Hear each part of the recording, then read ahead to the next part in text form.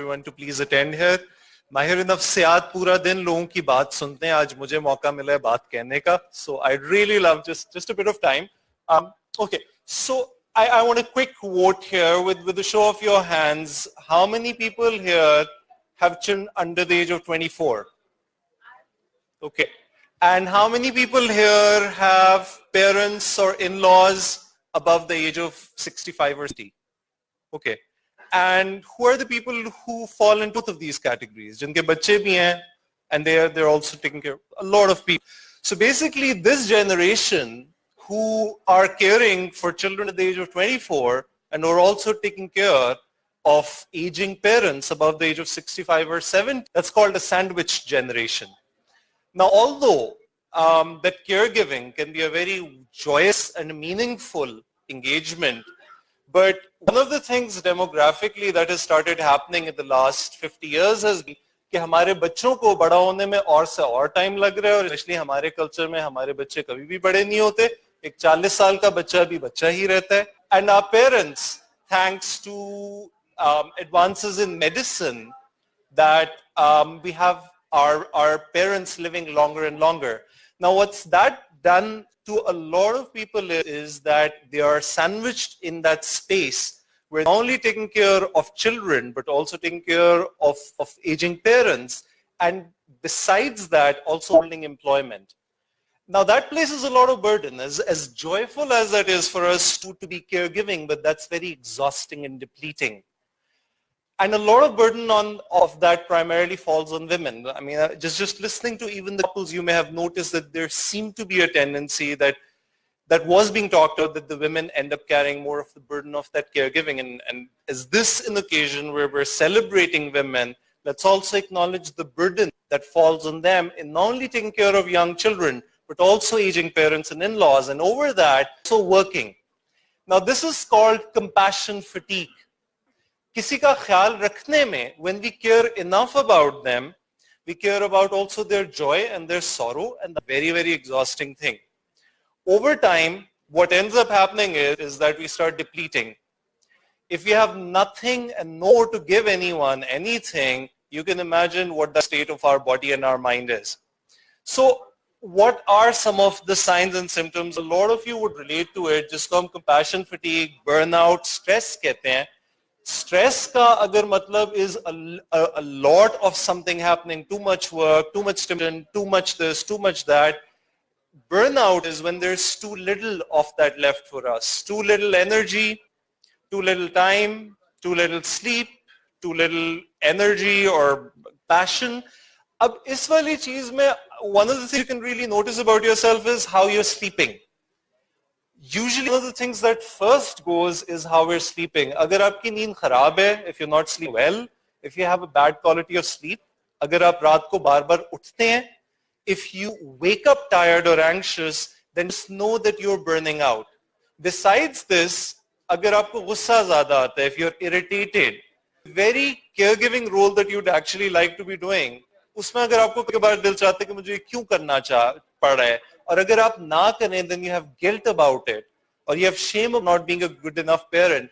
Now, these are all things which are some of the earliest signs and symptoms of a compassion fatigue. It's not only, some of the people are saying that please don't make a lot of noise. I can see people looking at each other.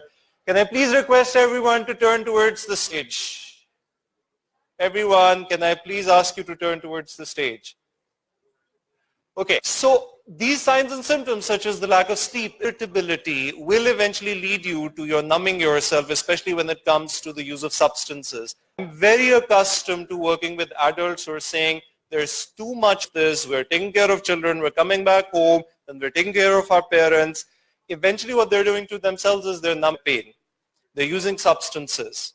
They're having 3 or 4 joints a day, having a pack of cigarettes, and 2 or 3 times a week having alcohol. Now that none of that pain eventually is further going to deplete you, and that adds to that vicious cycle where you're depleted and you have nothing left, and you give more, and then you have yet nothing left, and then you give more.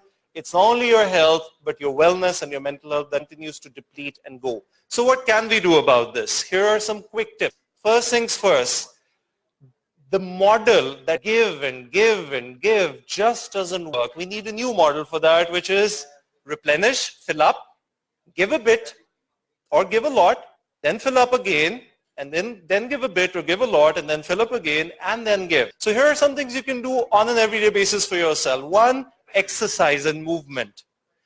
हम जितना exercise body को move करें, that releases endorphins. Endorphins are our natural analgesics. They reduce pain, protect us from anxiety and depression. They improve the quality of our sleep. The better the sleep, the better you wake up more restful. Two, we need to learn to establish boundaries. इसका मतलब ये saying no. Unfortunately, we belong to a very caring culture. किसी सड़क के किनारे से भी किसी से रास्ता पूछें, वो पूरी कोशिश करेगा कि आपको रास्ता बताए. सर सजे जाएं खब्बे जाएं, सजे जाएं खब्बे जाएं. जब आप वहां पहुंचते हैं तो पता चलता है वो जगह ही नहीं है जिधर पहुंचना था. So now we have to recognize, which is we can't always help people, and it's actually okay to say that I can't be helpful. I don't have it in me to help you, or I'm depleted, or I need an hour of nap right now. So that model that we need to first also provide to ourselves before we give anything to someone else has got to be something that we have to consider. Secondly, importance of sleep. Thirdly, for you to say no to people when you have little, to fill up your own self by doing things such as writing is something that helps people process their own selves. Art, journal, go get a massage, listen to music, exercise, light jogging, swimming, yoga, tai chi, all of these sort of things really help individuals. So this is something that I thought that I quickly share about compassion fatigue and what you can do to prevent that from happening. And it starts all that self-care. So I wanted to do a short exercise. And this exercise is related to what Uzma was doing in the first half of the day. I'm just thinking what would be a good way to do that. Okay, so I think that creates some movement in the room. I think you've been sitting in one place for way too long. Can I please ask you just to briefly get up? Just get up. Please get up, everyone. Now, if you're not happy where you're sitting, please change your seat. Find another corner in the room. If you're tired of sitting, just stand up. If the room is too cold, just move a bit. If you're tired of just sitting, stay up. And the exercise that I want to do, you can do it however you want to do it. If you want to find a quiet corner in the room, if you want to lie down, if you're comfortable, however you want to do it. But I'm going to ask you for 5 minutes of silence. Just 5 minutes. And you will truly learn something about yourself out of this. If you don't want to sit next to whoever you're sitting, just somewhere else. This is going to be 5 minutes of your self-care for your own self. Take that 5 minutes for yourself, please. Okay. Can I have the organizers make sure that we have silence in the back? Really like that. If you want to stand, if you want to sit, that's totally up to you. I'll ask you to close your eyes. So if you're more comfortable with sitting, that's totally up to you. I wanted to just make you move so that you get out of your stuckness. All right. Here's what I'm going to ask you to do. Just gently close your eyes and just come to the awareness of your breath. Okay. Just become aware of your in-breath. Just become aware of the cool breath that goes through your nostrils, through your throat, into your lungs. And then you breathe out that warm air that comes out of your nostrils. Just another in-breath, cool air through your nostrils, and warm air being exhaled out of your nostrils. Just for a moment, stay with this awareness of your breath. Now in your mind's eye, I'm going to ask you to just become aware of where you're sitting. Just become aware of the way your body, where your back is touching against the chair, or the soles of your feet where they are on the floor. And I'd ask you in your mind's eye to imagine someone towards whom you feel love and kindness. That could be a child, that could be a pet, that could be a loved one, that could be a friend, but an easy relationship. Just imagine this person's face or them in just your mind's eye. And while you hold them in your awareness, Just see them, sense them, and try to feel the sense of loving and kindness that you have for them. Silently, you may repeat these phrases for them. May you be peaceful. May you be happy. May you be safe from harm.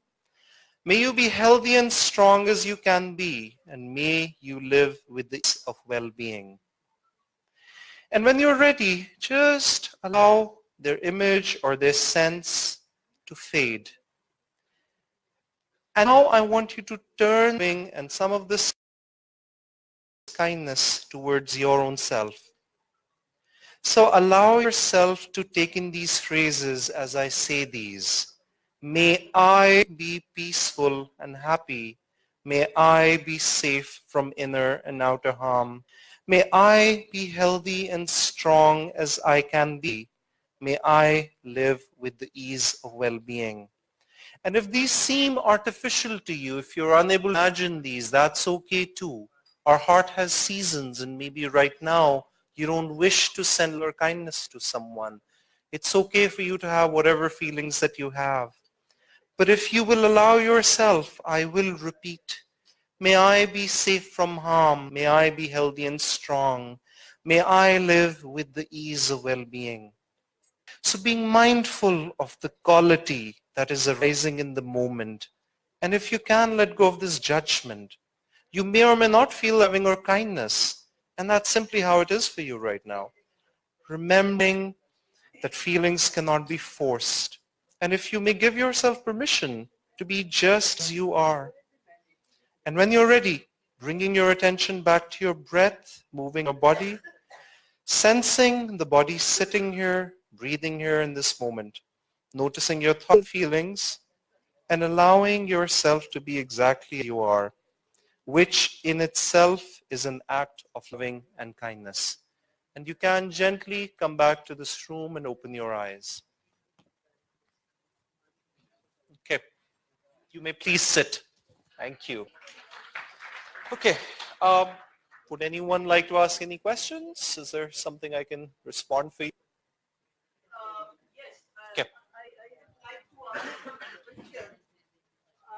here we have privileged people sitting over here, but our country comprises people, who have too many problems. What about them? They don't even have time to breathe and think that they are tired. What would you suggest for them?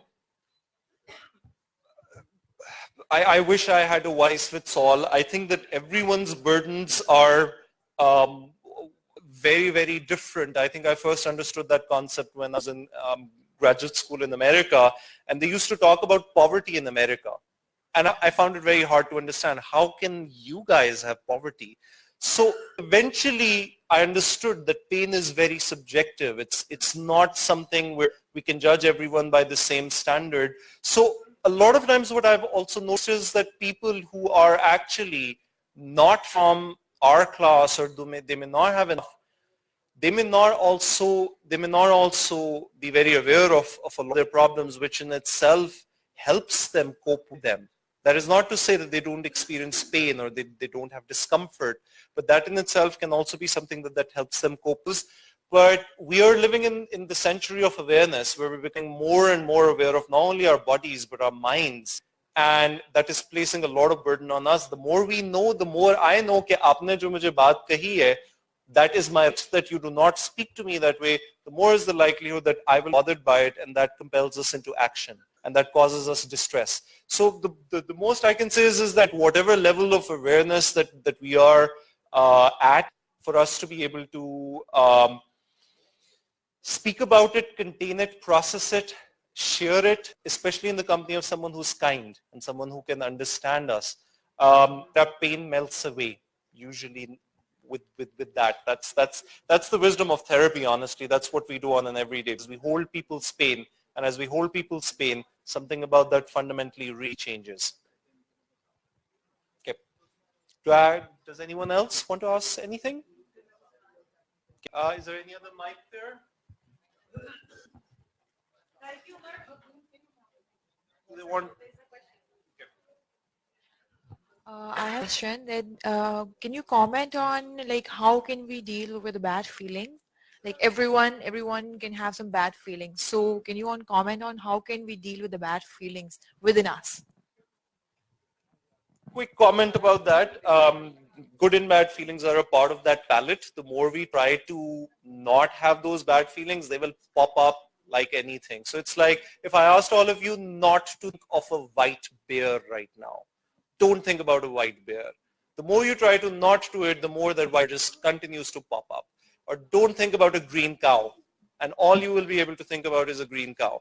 So the idea is not to deny ourselves some of these distressful, painful states. The idea is not to be stuck with them. So one thing that I find very useful is to actually continue to imagine some of these thoughts as a stream of images, like a movie, and give it a title. So for example, right now I'm having an anxious thought that have I answered this question well? Now I'm having another thought, which is that, oh, I'm looking at her facial expressions. Right now I'm getting conscious of myself. Now I'm having another thought, which is that, oh, she's nodding, so it must mean it's okay.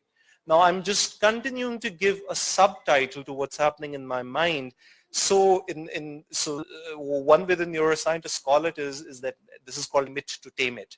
The more you can name a feeling, the more you can name a thought, and I'm having a distressful thought, I'm having an anxious thought, I'm being worried right now, I'm anxious right now, I'm right now planning my next moves. Just holding that awareness and continuing to label that, it just moves to the next thought and the next thought and the next thought. That's the consciousness till we're alive. We always have thoughts. The more we try to say कि pain नहीं होनी चाहिए, हमें stress नहीं होना चाहिए, हमें sad नहीं होना चाहिए, हमें distress नहीं होना चाहिए, हमें परेशानी नहीं होनी चाहिए, it just gets obsessive thought and becomes all the more. But right now I'm talking something that's still within the scope of normalcy. I mean, a lot of times things where they may be more psychological conditions, such sort of things may not just very simply work. But on an everyday basis, the idea is not to cut these short. The idea is to accept them and to just let them be. Okay. All right. Thank you all. Thank you very much. Omar, thank you very much. If you can come up on stage, please. Kamran Sahab, if you can come up on the stage, please.